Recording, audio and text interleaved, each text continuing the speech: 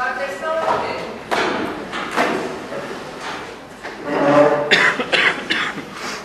Também da intencionalidade, não é? Eu vou criar uma escola pensando, ok, que ela vai poder fazer algumas coisas na sociedade, por exemplo, não é?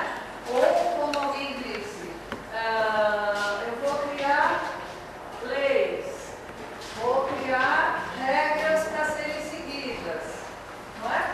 Então, todo esse conjunto de situações, elas podem ser o quê? Uma definição do que é política, certo? Tá? Mas, quando a gente fala que tem regras ditadas, quando existem leis, ela vai pressupor que existe sempre o quê? Uma relação o quê? De coordenação, não é? Certo? A gente pode falar, mas fui eu que elegi o senador que está lá aprovando as leis, não é?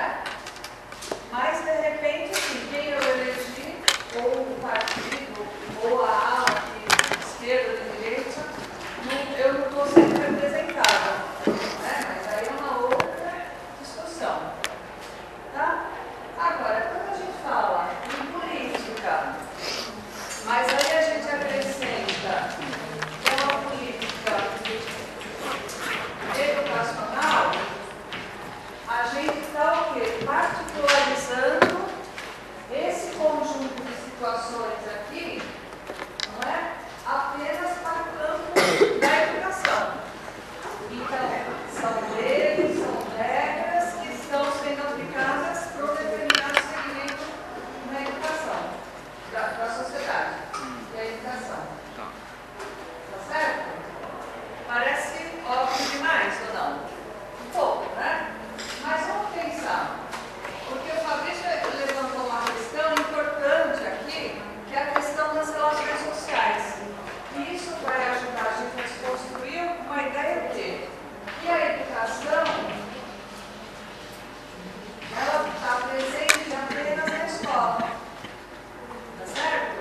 Então, essa dimensão aqui da educação está presente em todas as relações sociais. É uma perspectiva importante, não é? Aquilo que a gente falou outro dia, a gente só aprende na escola, não é? A gente aprende na família, lembra que a gente falou isso semana passada? Certo? Nas comunidades, com a cultura popular, etc, etc. Tá? Então, isso significa que a educação está presente também nas relações sociais. Né? Então é como a gente falou um dia sobre trabalho, não é? O trabalho também guarda com ele o princípio educativo, tá certo? Tá? Só que ele não vai estar sendo regido pelas leis aqui da política educacional. Tudo bem? Tá? Simples, né?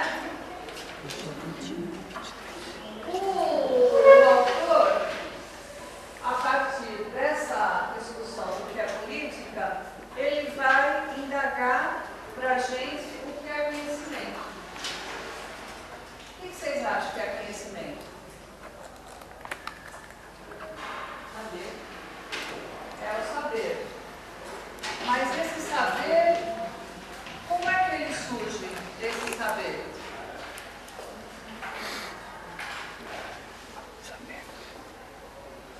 Tem um processo o quê? De construção desse saber, não é? É quando a gente transforma informação em conhecimento. Exatamente. O processo, a evolução. Exatamente. Então, o que ele vai destacar é que o conhecimento, ele é construído o quê? No campo da cultura. Né? Então, a cultura, na verdade, como é que ela pode ser compreendida? Para a gente quebrar aquela ideia de cultura, é apenas quando a gente fala de exposição de arte, de museu, não é? De literatura, a gente precisa romper essa ideia de cultura, ela está relacionada a isso.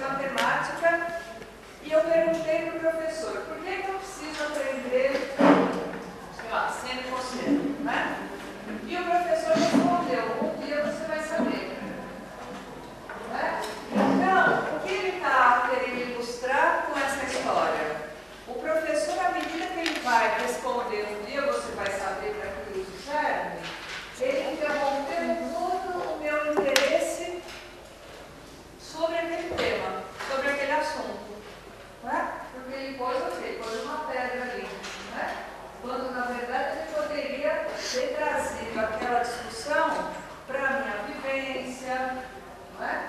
Então, o que Cortella vai discutir em relação a esse conhecimento é em que medida o que se discute nesse conhecimento aqui que é sistematizado faz sentido para esse aluno. Não é? Outro exemplo que ele vai dar. Quando ele foi alfabetizado, não é? Também era na minha época, usava-se uma cartilha chamada Caminho Suave. Alguém já ouviu falar? Não, né? Quem fala que conhece é pela idade, normalmente, né? Então, era a tal de Caminho Suave. E ela fala o quê? Qual é a frase típica, não é? Vovô viu a uva, não é? E a gente tinha que aprender o papo viu a uva. Então, vovô viu a uva. Aí, o que ele dizia? Qual é o exemplo que ele dá disso que eu queria que vocês pensassem um pouco? Para uma criança que mora no Paraná, por exemplo, vovô viu a uva faz todo sentido, não é? Um clima mais frio, mais temperado, etc. Que ele sabe que o vovô viu a uva porque ele também viu a uva, né? Aí ele fala, agora, essa mesma cartilha vai ser usada lá no Nordeste, no interior do Piauí, e o menino vai falar, o vovô viu a uva? O que será que é isso, né? Por exemplo, porque poderia ser qualquer outra. Então, o que ele está chamando a atenção a partir dessas histórias é como essa intencionalidade, como esse saber sistematizado, ele foi, ao longo da história, se descolando dessa vivência dos alunos, não é? Então é aqui, depois a gente vai ler o texto do Paulo Freire, mas e o Cortella, ele foi discípulo lá, né, aluno do Paulo Freire, ele incorpora toda essa visão do Paulo Freire, ele vai insistir muito com isso. Todo o processo de aprendizado, ele faz mais sentido se ele dialogar com essa vida, com essa vivência dos alunos. O que vocês acham disso? É verdade. É verdade, mas olha, eu tenho uma filha de 9 anos que está agora na escola. E aí ela estuda no Dom Bosco, eles têm um método próprio, né? Agora as escolas também têm isso, elas desenvolvem os métodos próprios. E ainda assim, uma visão um pouco ainda, nessa linha da Caminho Suave, eles também fazem coisas que eu sigo com elas, a Priscila, muito tendenciosa também, não é realidade para o estado de São Paulo, muita coisa que tem nas apostilas dela. Exatamente. Então, por exemplo, é uma equipe de Brasília que faz isso. Pensando em Brasília e para cá, as realidades são tão diferentes. Aí, é exatamente isso, eu não entendo, porque usou o nome da cartilha, mas o conceito de quem está formulando ainda é o mesmo, sabe? Exatamente, porque por isso que eu estou trazendo esses exemplos para a gente tentar problematizar se isso daqui é uma coisa do passado ou se a escola ainda está se prendendo a esses princípios, não é? Então, quando fala da intencionalidade, por exemplo, uma escola religiosa, como Dom Bosco, por exemplo, é muito provável que traga conteúdos relativos, estou chutando porque eu não conheço. Não, nem traz mais. Nem Relativos à religião? Não. Então, É bem mais amplo que não é? isso. Tem alguém de Campinas? Aqui não, né? Por exemplo, lá em Campinas, a prefeitura construiu prédios lá enormes, chamados Nave-Mãe. Nesses prédios aí, olha só como é que a gente pode entender educação no município. Eles construíram um prédio que tem espaço para lazer, atividade, atendimento médico, etc.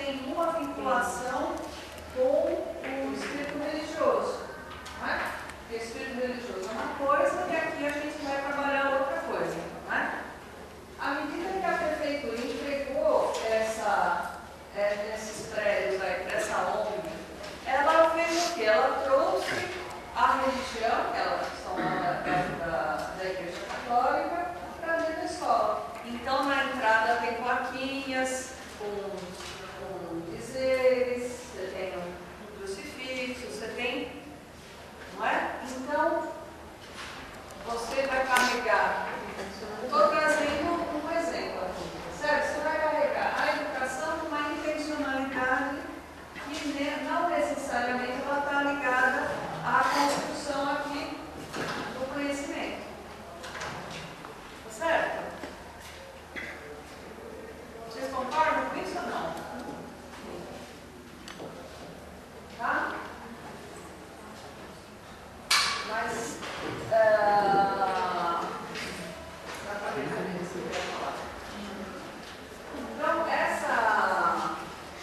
o pessoal que está assinando vai embora, tudo bem, né? Mas depois, ó, tem uma relação democrática aqui, mas acho que cada um precisa ter sua responsabilidade, né?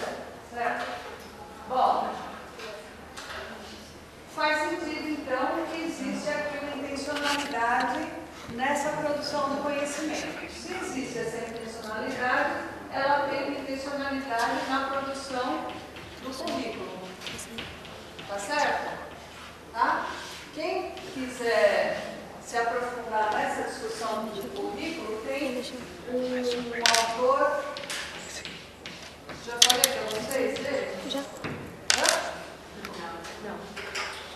Que é o livro Ideologia e Currículo. Que é muito interessante, que ele vai discutir essa perspectiva, como o currículo é construído no sentido de ou de atender determinados interesses, enfim, né, que existe uma construção ideológica aqui na construção do currículo. Tá bom? Então, a partir desses conceitos, o que ele vai questionar? Qual é o lugar da escola na sociedade? Como é que vocês acham? Como é que é o lugar da escola na sociedade? O que vocês acham? É uma escola subordinada à sociedade? Ou é o inverso? Como é que vocês acham que seria essa relação?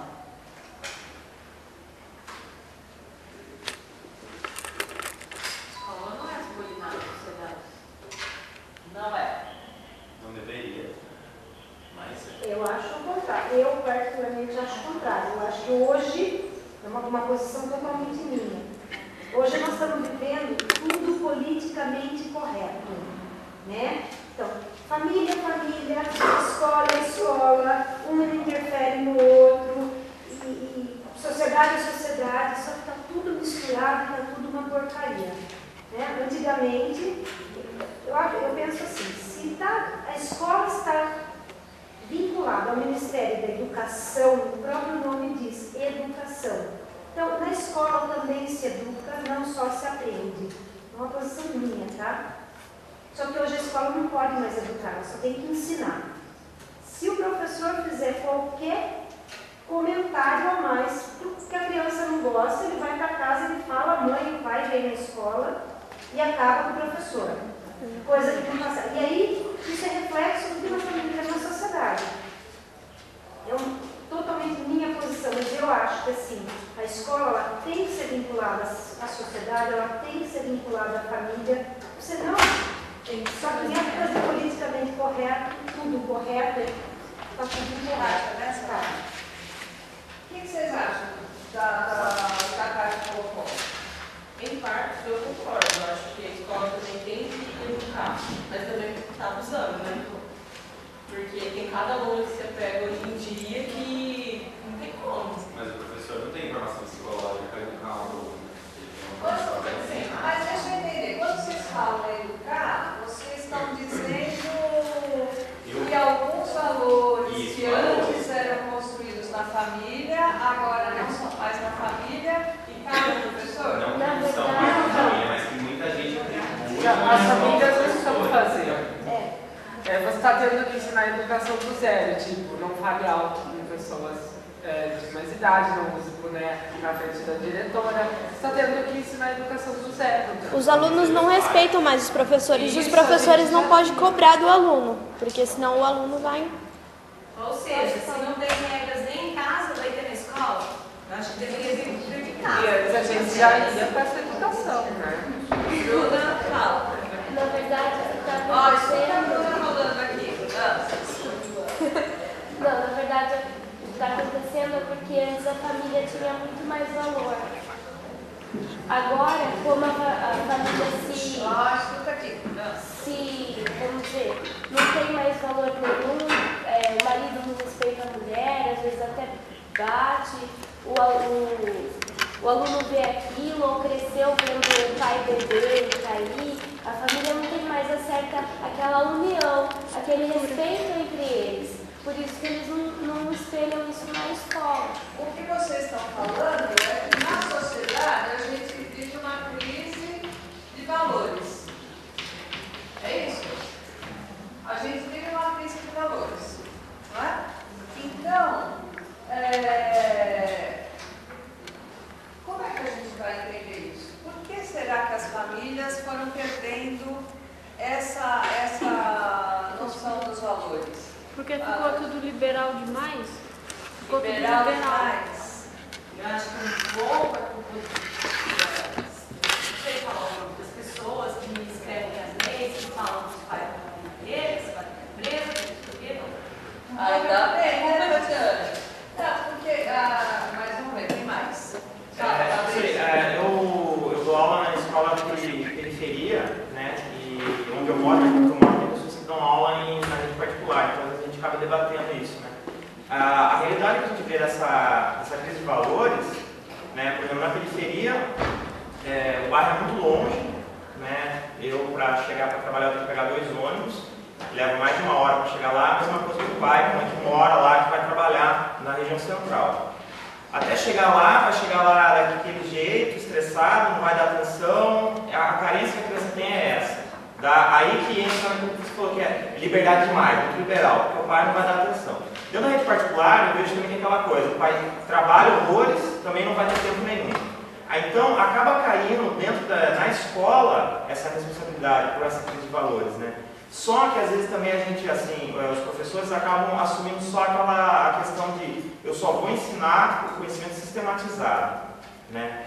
Só que às vezes uma discussão que acaba tendo já que tem essa crise de valores, devido ao capitalismo, à maneira como a gente vive, né? De ter que consumir, enfim, né? Ou da escola particular, só está na escola particular porque o pai trabalha essa carga horária gigantesca que não dá tempo de dar atenção, né? E da periferia não tem de outra maneira, né?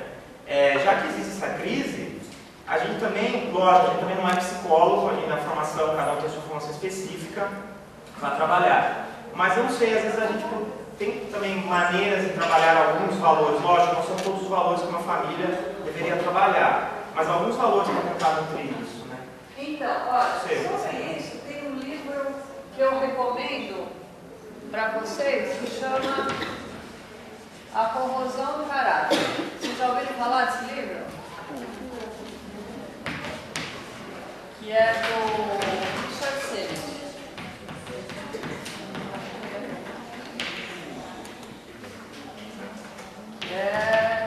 Da Record.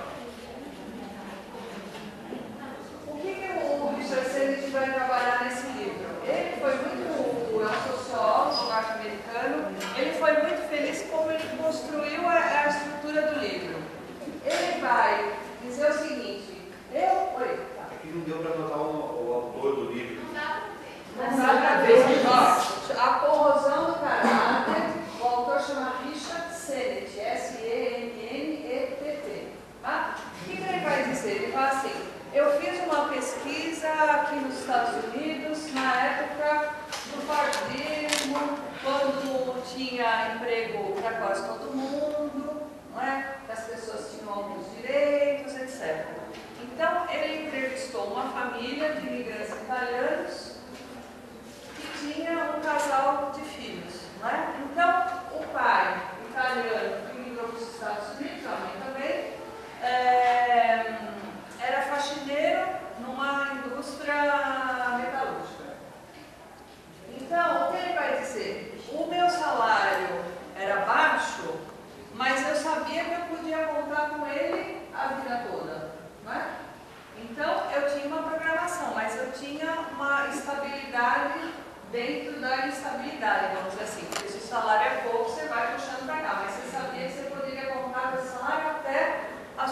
aposentadoria, não é?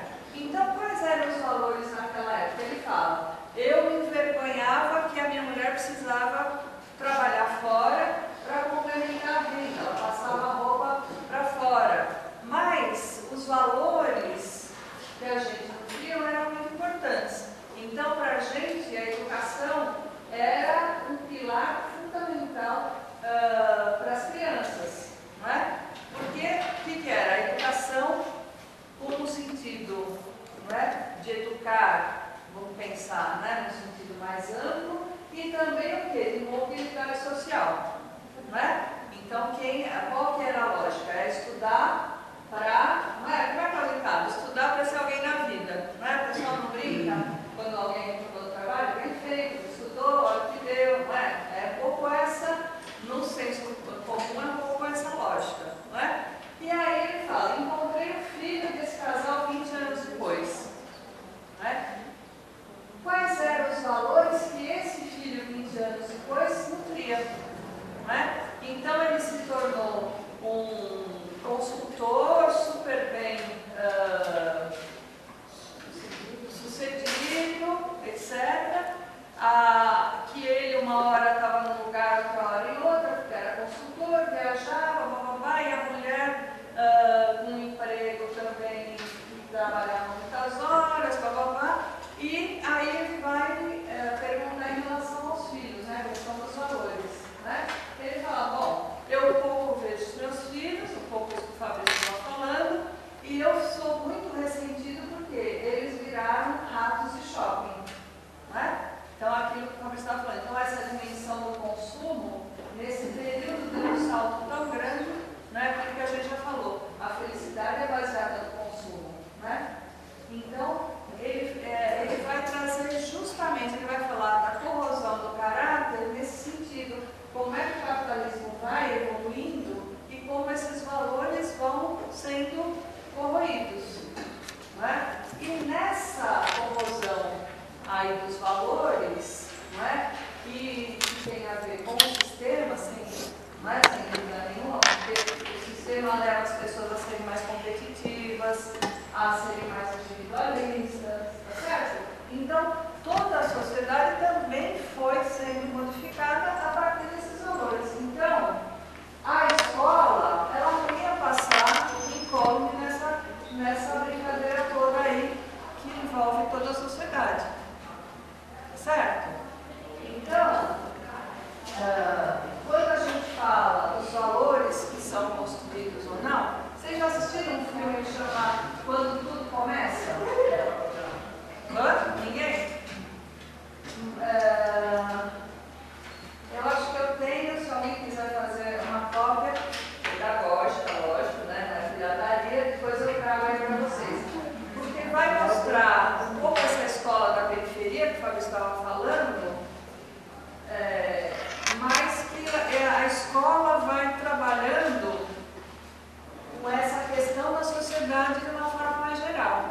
Porque o que acontece nessa fase do capitalismo? Aumenta a desigualdade social, certo?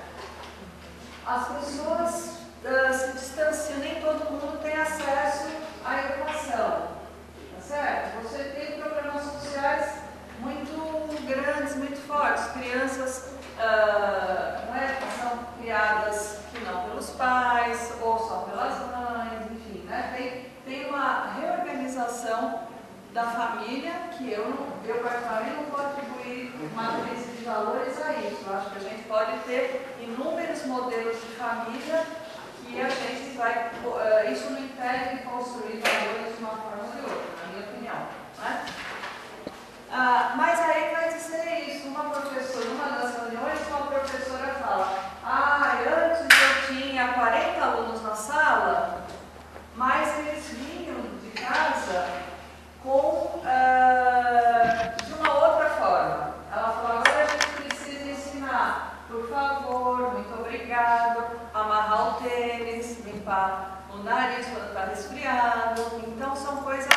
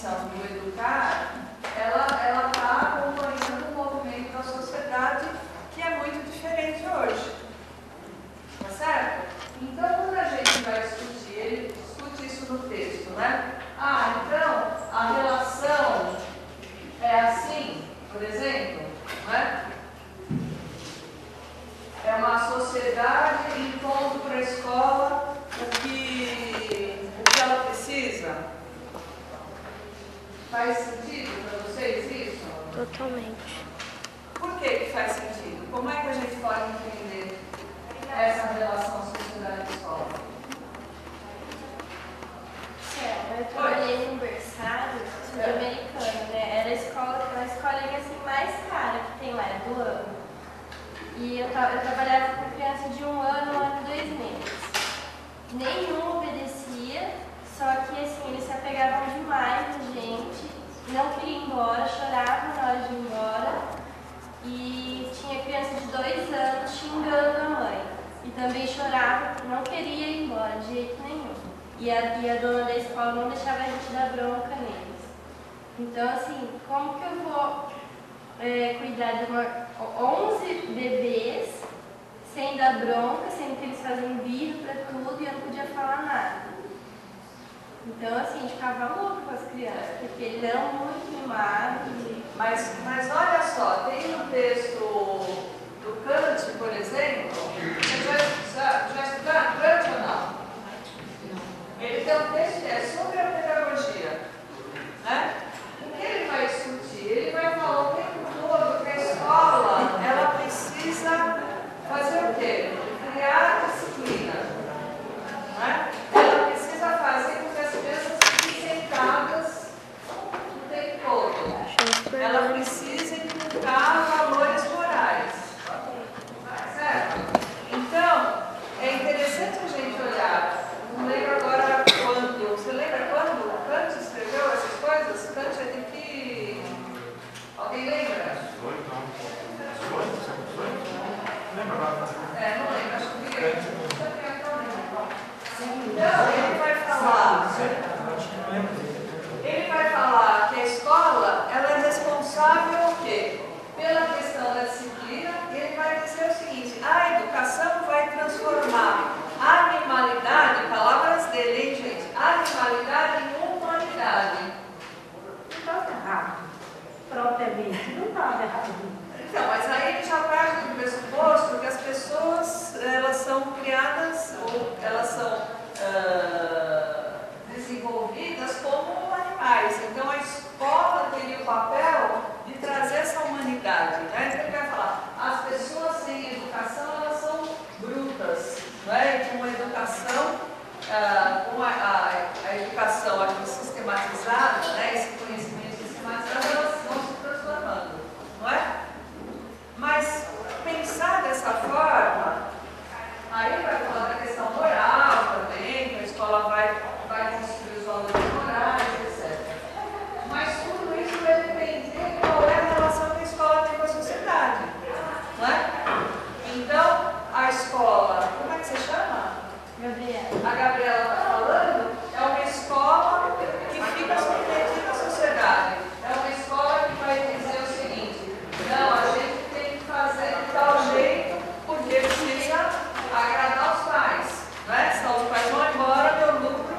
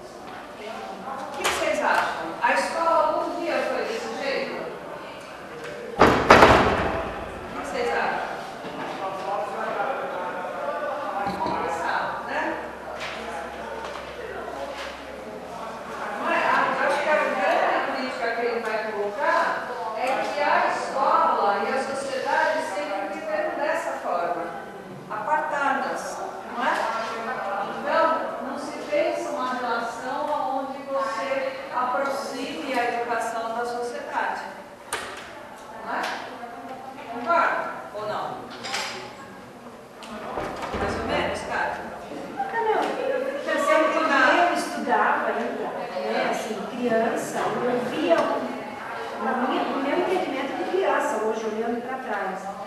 Era um negócio mais próximo, uma coisa do outro, entendeu? Principalmente entre escola e família, no mínimo. Né? Não sei se propriamente sociedade, estou tentando olhar para trás quando eu estudava. Como é que vocês lembram como era a escola e a sociedade e a família da época de vocês? O pessoal mais novinho, mas vai falar de uma forma muito diferente do que eu vou falar.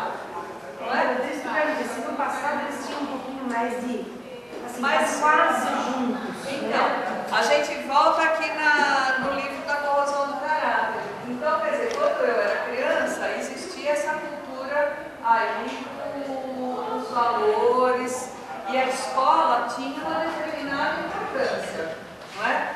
Ser professor, não é? Era uma profissão muito valorizada, muito reconhecida, porque a escola era o espaço da construção desse conhecimento, então tinha uma reverência mesmo em relação aos professores. Não é?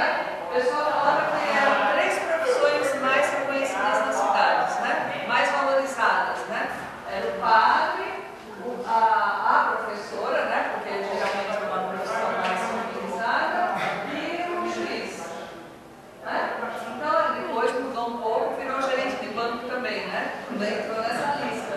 De acordo com a evolução do sistema capitalista, que passa pelo sistema financeiro, né? Essa lógica do sistema financeiro. Então, isso daí tinha o quê? Um reconhecimento da escola. Isso foi se perdendo. Né? Então, tem uma charge que circula muito por aí, um aluno nos anos 60, né? Que a professora, os pais e a criança. Então, ela está mostrando um boletim de notas baixas, né? E o aluno super constrangido e os pais questionando como ele tirou essa nota, né? E agora, acho que é nos anos 90, 80, não lembro mais, o inverso, quer dizer, a professora assim totalmente acuada e a família caindo em cima de pau na professora e a criança, né, toda feliz porque eu sou o rei aqui nessa. Então, essa inversão de valores, nessa posição que a educação foi sendo colocada, afeta o nosso trabalho também, né, como docente, certo? Tá. Inclusive você ouve aluno, né, que tem uma pergunta para você, você só dá aula ou você trabalha também? Ele fala justamente ele usa essa frase no livro. Então, não é um trabalho, não. É um missionário. E é interessante a gente pegar essa frase que está por trás, porque tem muitas pesquisas que analisam o trabalho dos professores que vão ressaltar esse aspecto. Por quê, gente? A profissão docente, ela começa a ser confundida quase como sacerdócio, né?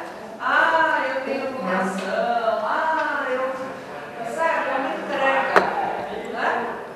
Então, à medida que você conta com essa entrega, com essa eu trabalho gratificante, não sei o quê, você vai se caracterizando o lado profissional do professor, não é? Porque você tem vocação mesmo, vai lá e faz, né? Então você pode pegar, você pode ser psicólogo, nutricionista, já teve o governador do estado que falou que as professoras não eram mal pagas, elas eram mal casadas. Foi maluco. O governador do estado, não é que ele pagava mal as professoras, elas eram mal casadas. Isso é um ditado que corre em toda e qualquer escola pública hoje, ainda se fala nessa máxima do governador. Mas essa visão missionária do professor, né, até envolvidos com educação tem essa visão. A diretora de uma das escolas que eu dou aula esse ano, no primeiro encontro nosso, né, no início do ano letivo, ela estava ressaltando isso, que nós não estávamos lá porque nós escolhemos, sim, porque era a nossa missão. Exatamente. Né? Olha, eu vou falar uma coisa para vocês. Eu estou besta porque eu achei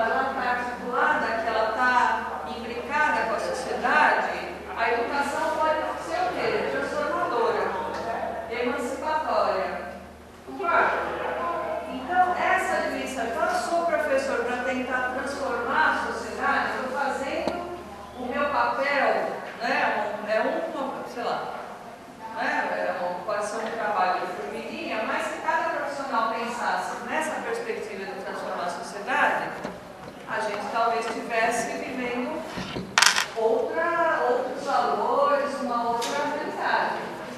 Concorda? Então, o que eu percebo? Nesses 80 depoimentos, ninguém apontou essa dimensão de transformação da sociedade, para o meu espanto. A grande parte foi aquela coisa, mas eu adoro a criancinha, a minha missão de vida, é isso. Se você gostar daquilo que você faz, é uma coisa, não é? A gente tem que dizer, não é que separar, mas gostar do que faz é uma coisa, mas a gente precisa olhar qual é a dimensão dessa profissão que a gente escolheu. Certo? Tudo bem? Está muito chato? Então, é esse o desafio que está colocado para a gente, para todos nós. Certo? Então, essa lógica aqui da sociedade e educação, ela pode ser diferente. Não é? A história está nos dizendo que ela não é assim, mas a gente, como vocês, como futuros professores, podem pensar que ela não necessariamente precisa ser dessa forma. Tudo bem? Então, se a gente vai por esse caminho, a gente vai indagar qual que é o sentido social da escola, qual que é o sentido social em ser professor. Não é? O que vocês acham? Estou falando muito hoje. Não sei se vocês... Qual que é o sentido? Não é? Desde que a gente já conversou, mas como é que é para vocês? Isso. Não ouvi.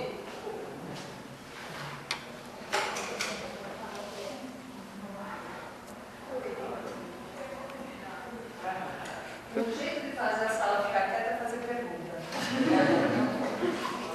Fica todo mundo. O que é? Qual que é o sentido social? O que vocês acham?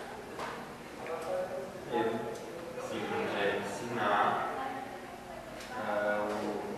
os novos profissionais do futuro, né? Ensinar quem talvez esteja ensinando daqui a 10 anos. Oi? Renan. O Renan, nessa fala dele, ele tá colocando uma flecha assim? Ou não? Eu não consigo entender o que está escrito. Aqui? Isso. Escola. Ele quis dizer que a escola tem que preparar ou inserir o indivíduo na sociedade, né? Preparar o Isso, mas assim, preparar. mercado de trabalho. Isso, como profissional, não como, assim, não como ser humano. Isso, é. Vou jogar areia nesse negócio. A gente, como professor, a gente vai formar profissional ou a gente tem que ajudar a formar Cidadão. um cidadão? Eu acho que tem que formar cidadão. E isso envolve conhecimento técnico, científico e pessoal. A gente não pode separar disso.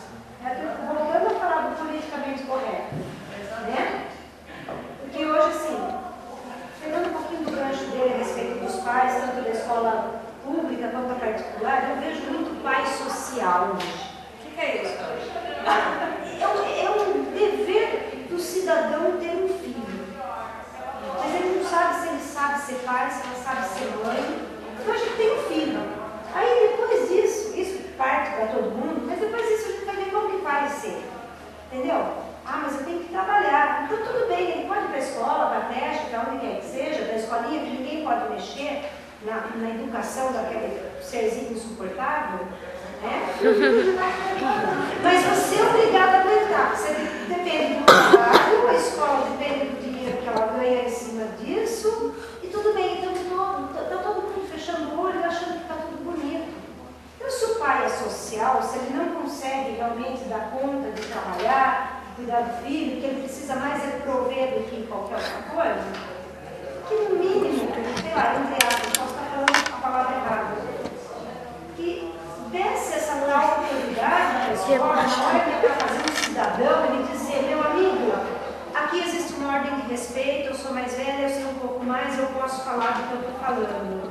Eu não tenho que me acuar e seu pai vir gritar comigo sem saber o que aconteceu, né? Então, essa questão é que eu acho que está muito desgarrada uma da outra e nós estamos pagando preço alto por isso. Porque hoje todo mundo acha que é a sua vontade que prevalece. Seja na escola, seja no trânsito, seja no banco, seja...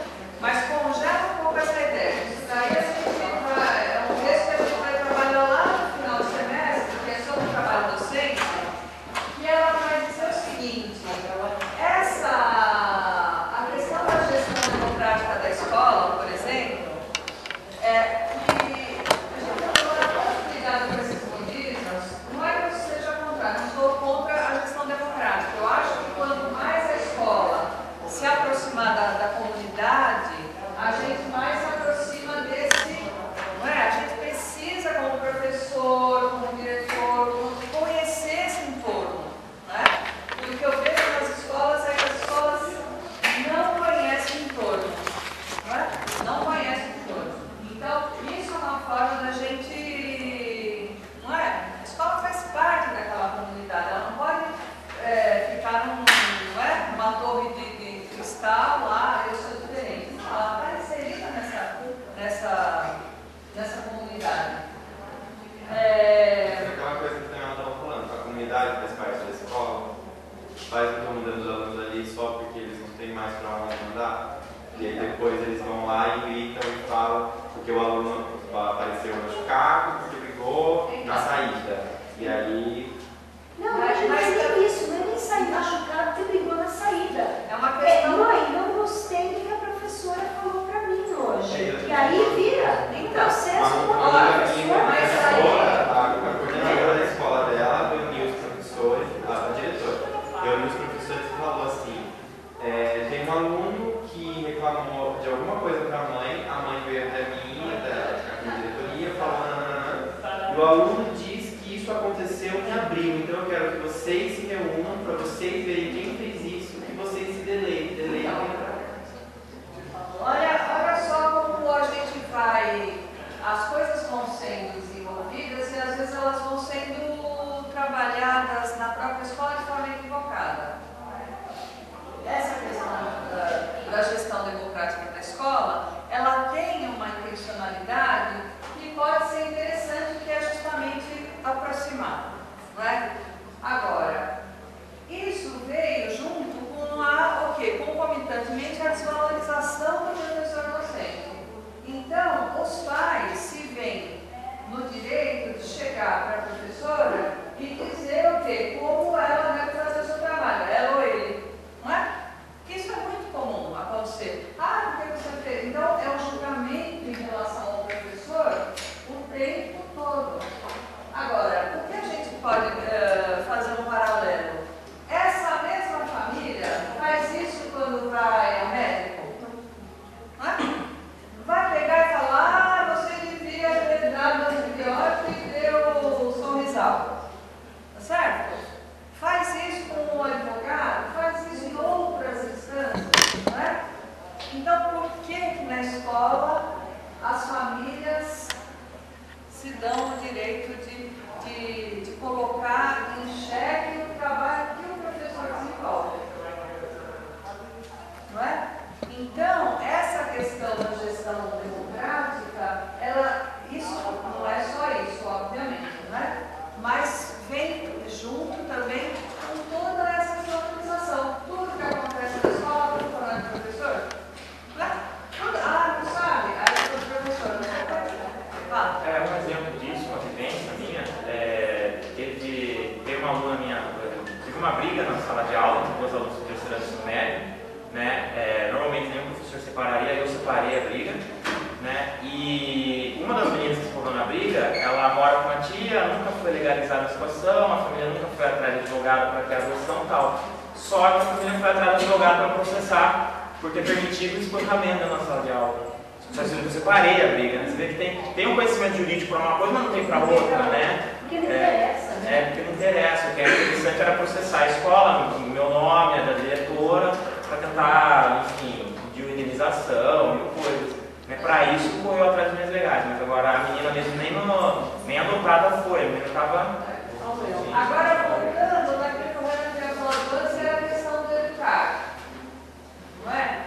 Então, para a gente voltar para essa questão do que é o educar, né? Então, vocês, mas eu sou professor de matemática, eu sou de inglês, eu sou de língua portuguesa. Quer dizer, como é que a gente vai entender esse educar, não é? Quer dizer, esse educar, na verdade, ele não precisa ficar restrito a essa construção do conhecimento, não é? Tá certo? Quer dizer, ou, melhor dizendo, é a construção do conhecimento, mas não restrito ao conteúdo. Meu papel é só chegar lá e ensinar números negativos, não é? Então, é isso que o Cortella, na verdade, ele está chamando a atenção que o nosso papel como professor, ele tem o quê? Ele é mais amplo, não é? Ele não pode ficar restrito apenas a esse ato mecânico de reproduzir um conteúdo, não é? Porque se a gente ficar restrito a isso, a gente está fazendo o quê? A gente está transmitindo conhecimento. E aí tem uma diferença de perspectiva em termos de educação fundamental. Se eu transmito educação, eu estou partindo do pressuposto que eu sei mais do que vocês, não é? Mas eu posso entrar para uma outra perspectiva de construir o conhecimento com vocês, de forma que eu chego aqui e vou falar, olha gente, Kant, ele pensa isso, mas vocês estão trazendo outras coisas que a gente vai o quê? Reelaborando aquilo que a gente entende por conhecimento. Percebe como é uma outra perspectiva? Tudo bem? Então isso é uma diferença entre transcrição e construção, né? Então ele vai trazer no livro a própria questão da arquitetura da sala de aula, não é? Que normalmente tinha aqui, por exemplo, não tem, mas era um degrau, que a pessoa fica mais alta. Eu estou pressupondo que tem o quê? Uma relação de poder, não é? Eu estou aqui, não é? Parece uma coisa boba, mas a arquitetura, ela expressa relações de poder também. Tá certo? Então, isso é uma diferenciação fundamental quando a gente pensa em educação. Tudo bem? O que a aula da matemática está super greve hoje? Edson, Adão, estão fazendo greve? Estão para mim? Oi, Lisa. Adão, está com febre? Deve estar doente. Não abriu a boca hoje? Porque é hoje. Também. Tudo bem? Mas aí... Oi.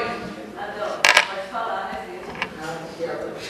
É a pessoa não teve vindo? É isso? A pessoa não teve vindo? Não.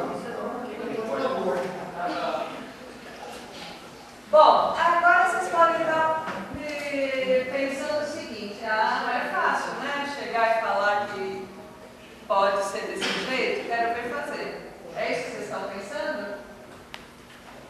Ou não? Sim. E o que eu estou dizendo? Vamos pensar. Porque ele vai tratar de uma questão interessante lá no livro também, que é a questão da disciplina. A gente não ouve muitos professores falando que a classe é super disciplinada. E o que ele vai dizer no livro? As crianças, né, e aí crianças, adolescentes e tal, eles gostam de ir para a escola, não é? O que vocês ouvem por aí? As crianças não gostam de ir para a escola? Não gostam? Tem? A minha não gosta. Não gosta? Então, dessa escola para você. Obrigada. As crianças e adolescentes, geralmente, eles adoram a escola. Não é? O que ele vai dizer? O que eles não gostam é das nossas aulas. Não é? Então, é um problema que não é um problema lá, voltando à frase lá do início, a educação está em crise. Não é? O que ele vai colocar? Que tudo isso aqui, na verdade, está numa crise. Quer dizer, se a criança vai para a escola e ela não sabe por que o vovô viu a uva, não é? Qual é o sentido que ela precisa saber do número negativo, por exemplo? Ou seja, é um currículo que não diz respeito a nada do que ela vivencia.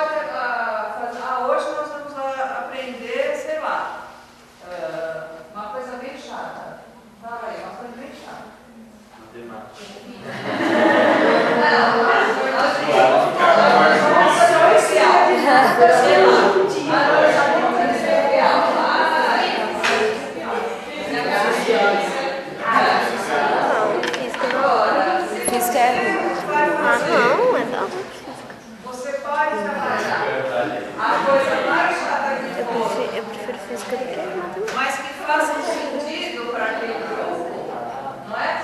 Ele vai se envolver na aula, ele vai se envolver e vai acabar aprendendo de outras formas. Porque dar aula significa encher lousa, fazer criança copiar, não é?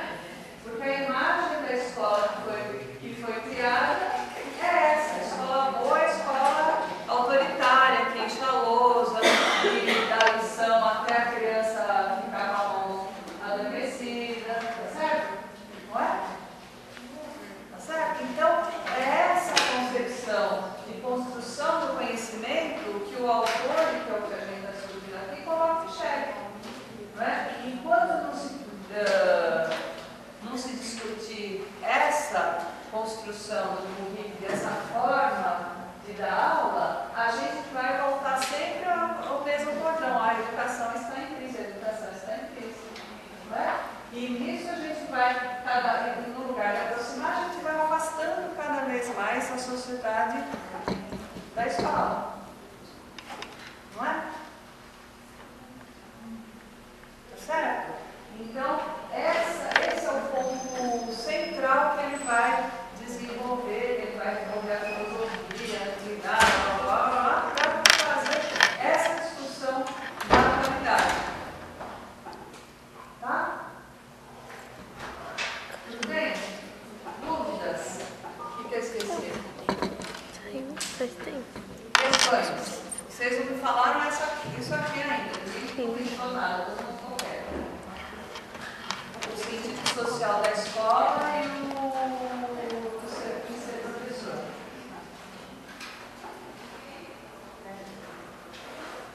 Agora eu já sei, quando eu fizer aqui os ingressos, eu vou falar qual é o sentido social da escola. Aí todo mundo fica quieto.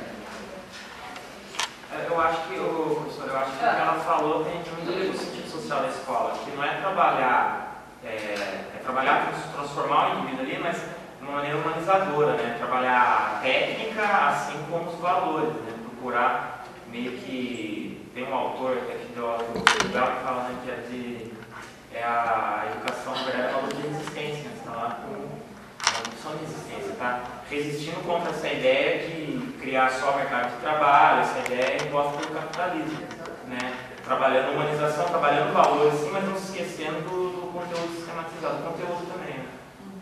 Não sei, acho que mais ou menos aquilo que eu vou falar. Não, mas uma coisa que eu vi na hora tinha falado, eu comecei a falar, vou falar do filme e perdi o fio da meada. Que por exemplo, os professores falam, mas naquela escola, naquela turma, todo mundo só grita, um insulta o outro, não é? Então, quer dizer, o professor que está reclamando disso, é lógico que para ele, como professor, é uma situação o quê? Muito difícil, não é?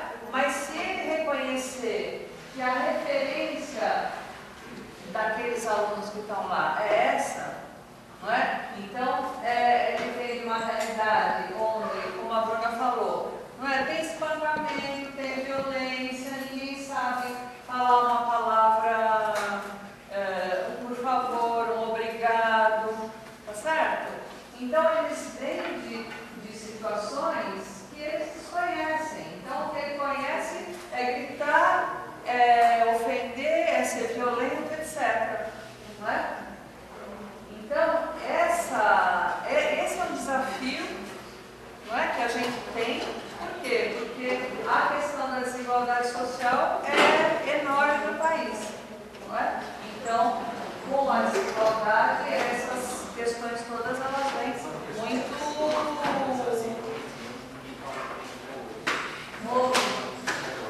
Alex. Não, estou comentando aqui. Eu quero ouvir. Ele falou, por que isso é discutido? Assim, porque esses textos foram escritos há zilhões de anos e ninguém fez nada até hoje, nem vai fazer. Então, mas tem, não é que ninguém fez nada, né? Tem, como por exemplo, ele aqui está discutindo essas questões. Então, mas desde quando ele discute isso? O professor não quer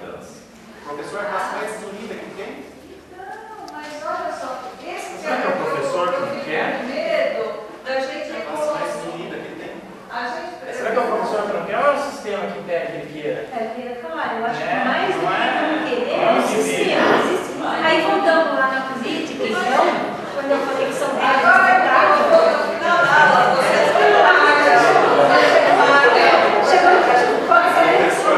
voltado com R$1.000 que ele ganha por mês. Por isso que ele entrega ao Cidinha o tal bônus que ele tem todo o início do ano. Então, mas ó, sabe o que eu fico com medo? Não vou nem santificar, nem classificar. Acho que eu já falei para vocês, um livro muito interessante da Quem São os Culpados. Já falei desse livro para vocês? Da